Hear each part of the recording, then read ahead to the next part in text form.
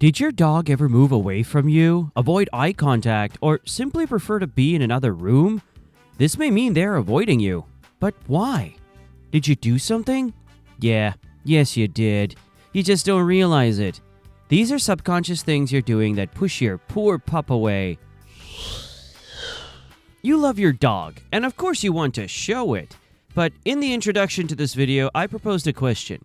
Are you doing something to make your dog avoid you? That is, can it be that you love your dog a little too much? And as bonkers as this is to say, yes you can. If somebody loves you, well, I say if, though I'm sure somebody does because you're great, they might hug or kiss you to show it. They might even pat you on the head. And this is great. It feels great. But if it was constant, if every single moment of every single day, when you're just trying to go about your business, they kept grabbing you and squeezing you and scratching you behind the ears and kissing you on the head, it would get a little grating, wouldn't it? Well, the same goes for dogs. They love it when you pour affection on them via physical touch. But there are limits. Just like humans, your dog has a limit to how much physical touch they want in one session. And while every dog is unique, what might surprise you is to learn that the average dog actually enjoys longer embraces or excessive physical contact less than the average human. While they seem like quite snuggling and physical creatures, and they very much are, they're more into short bursts of contact. Many dogs, maybe including your dog, tolerate it for longer than they might normally because they trust us, because they trust you. For that reason, it's vital to ensure you are someone they can trust. And that means keeping an eye on how much they're actually enjoying the physical contact and adapting accordingly.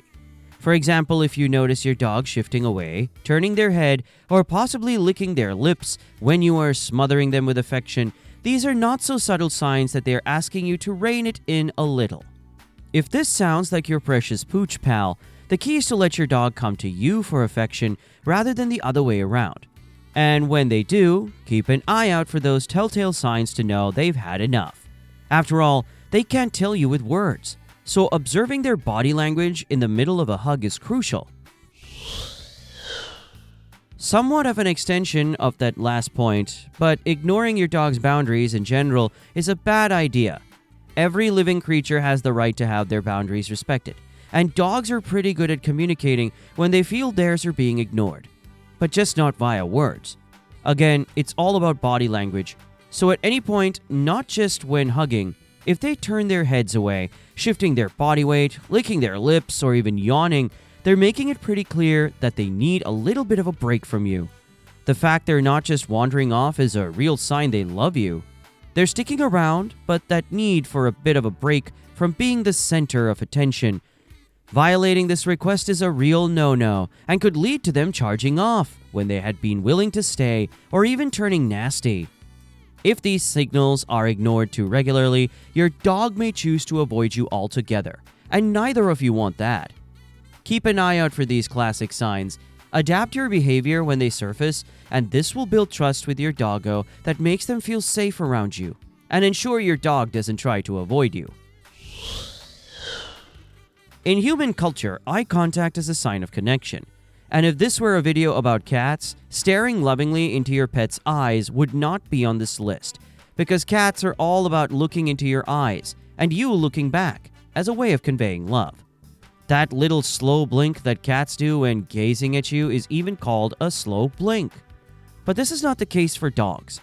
In the dog world, prolonged eye contact is a threat.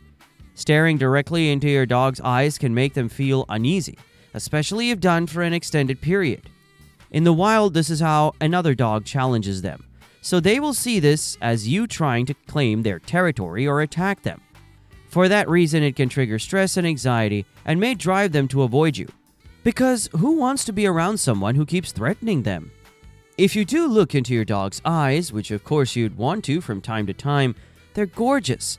It's key to use soft, relaxed eye contact and be sure to break up the intensity with little blinks. For extra bonus points, don't initiate the look into each other's eyes. Let your dog be the one to kick things off. I've said it before, I'll say it again. Dogs thrive on routine. Dinner, same time every day, please. Bedtime, same time every day, please. So when their environment or your behavior is unpredictable, this can trigger a lot of anxiety that may make them feel better off having some distance from you. Sure, you might have no choice but to change things from time to time, feeding them at 7 p.m. one day instead of the usual 5 p.m. because you had to spend an extra 2 hours at work because Brian screwed up again isn't going to permanently implode your dynamic with your dog.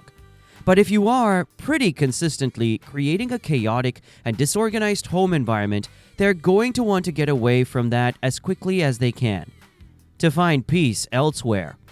This problem increases drastically if the thing you're being inconsistent about is rules. If they're allowed on the couch one day, but they're not the next, that's very challenging and frustrating for them. The solution is pretty simple. Maintain consistent rules and expectations and keep their routine as broadly samey as you can. When they know what to expect on a day-to-day basis, that will create a great sense of calm, and they'll be less prone to avoiding you because you're no longer the chaos agent you once were. Dogs are capable of learning a real mountain of words, literally hundreds if you're diligent enough in your training. But whether they know an entire dictionary or just their own name and food, there is something that they recognize so much more than the words, and that is tone. They are highly sensitive to the tone in your voice. If you frequently increase your volume, use a harsh tone, or even scold them, they will come to see you as a great source of stress rather than a friend to pal around with. So they might avoid you to avoid hearing you speak like that. Avoiding this can be challenging given that no matter how much we love them, our dogs do need a telling off now and again. You're not a bad pet parent for disciplining your canine companion. Far from it. It's good. It's how they learn. But the key is to use a calm but firm voice when communicating with them rather than an intense or scary one. Positive reinforcement works far better than intimidation anyway, but also reduces the risk of them avoiding you. In addition to that, loud noises in general can be a bit much. From vacuuming to slamming doors to yelling, loud, sudden sounds create an environment that dogs do not feel safe in and want to avoid. They would not enjoy a mosh pit at a heavy metal gig, that's for sure. If you're the source of those big sounds, then they might start dodging you for their own peace of mind and comfort. But hearing is not the only sense that can become overwhelming for them. Dogs experience the world primarily through their sense of smell. Their noses are insanely powerful. Every single thing in your home smells a lot, and I mean a lot, stronger to them. If used too much or in intense quantities, strong perfumes, essential oils, and cleaning chemicals can literally feel like being slapped in the face to a dog. Where possible, be mindful of strong scents in your home. Whenever you smell something, think to yourself, this smell is 20 times stronger for my dog. Would this be bearable if it was 20 times stronger? If the answer is no, try and avoid bringing that aroma into your home. While we're on the subject of smelling, walks are a big deal to dogs. So much so that there's a chance that your dog lost their mind when I said the word walks, if they're in the room with you right now. And for that, I can only apologize. But it's because walks, sorry again, are about so much more than exercise. To your dog, a walk, sorry again, gives them a chance to explore the outside world with that great big powerful nose of theirs. A walk, sorry, I'm really sorry, gives them the chance to prowl around and suck up the wonderful odors of the world through their nostrils. The last thing you should do if you love your dog and want them to willingly spend time with you is to be the kind of pet parent who rushes walks, like they're a chore to be over and done with, rather than an adventure to be savored. Worse yet is to discourage sniffing when they go for it. This may lead to them dreading walks and pulling away from you both literally and metaphorically. Allow your dog to take their time and sniff during walks. Mental stimulation is just as important as physical activity. Give them the opportunity to explore and discover the world with their favorite person at their side. Robert Downey Jr. Nah, just kidding. Their favorite person is you. If you don't address these accidental habits, you'll push your dog away and they'll feel a little love depraved. Worried they might already feel that way? This video will tell you the signs to keep an eye out for.